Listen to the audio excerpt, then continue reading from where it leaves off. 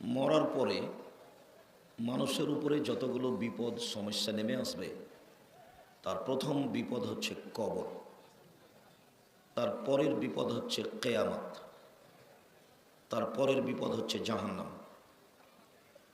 কবর যত কঠিন কিয়ামত তার চেয়ে অনেক বেশি কঠিন। কিয়ামত যত কঠিন জাহান্নাম তার চেয়ে অনেক অনেক অনেক বেশি কঠিন। জাহান্নাম কি তা বাস্তব বোঝানো খুব কঠিন। উসমান রাদিয়াল্লাহু তাআলা আনহু যখনই কবরের পাশে দাঁড়াতেন তখনই কাঁদতেন, এমন কাঁদতেন হাত্তা ইয়াবুল্লাহ লিহিয়াতাহু, তিনি তার দাড়ি ভিজিয়ে দিতেন, দুই চোখের পানি ঝরঝর করে চোখ দিয়ে দাড়ির উপর দিয়ে বহে নিচে নামত। তো তাকে বলা হতো যে তাজকুরুল জান্নাত ওয়ান নার ফালা তাবকি মিনহা, আপনি তো জাহান্নাম জান্নাতের কথা বলেন তখন তো এত কাঁদেন না, কিন্তু কবরের কথা বললে এত কাঁদেন কেন, এইটা কি কারণ? তো আল্লাহ রাসূল উত্তরে বললেন, দেখেন, উসমান রাদিয়াল্লাহু তাআলা আনহু উত্তরে বললেন, দেখেন, আল্লাহর নবী বলেছেন, ইন্নাল কবর আউয়াল মানজিল মিন মানাজিলিল আখিরাহ, নিশ্চয়ই কবর মরার পরে প্রথম বিপদ। ফাইন্নাজা মিনহু ফাবাদু আইসর মিনহু, মানুষ যদি কবরে বেঁচে যায় তাহলে এর পরেরগুলো সহজ হয়ে যাবে।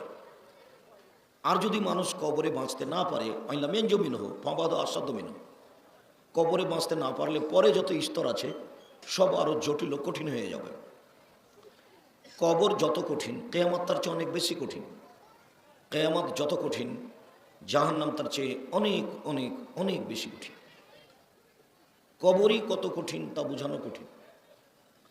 রাসূল সাল্লাল্লাহু আলাইহি সাল্লাম বলেন, মানুষ যদি কবরে উত্তর দিতে না পারে তো যেই ফেরেশতা তাকে শাস্তি দিবেন সেই ফেরেশতা চোখে দেখে না, কানে শোনে না, দেখতে বিকট, সবুজ, কালো, নীল, ভয়াবহ, দেখতে আকৃতি ভয়াবহ, চোখে দেখে না, কানে শোনে না। এই ফেরেশতা তাকে মারবেন, তখনও চিৎকার করতে থাকবে।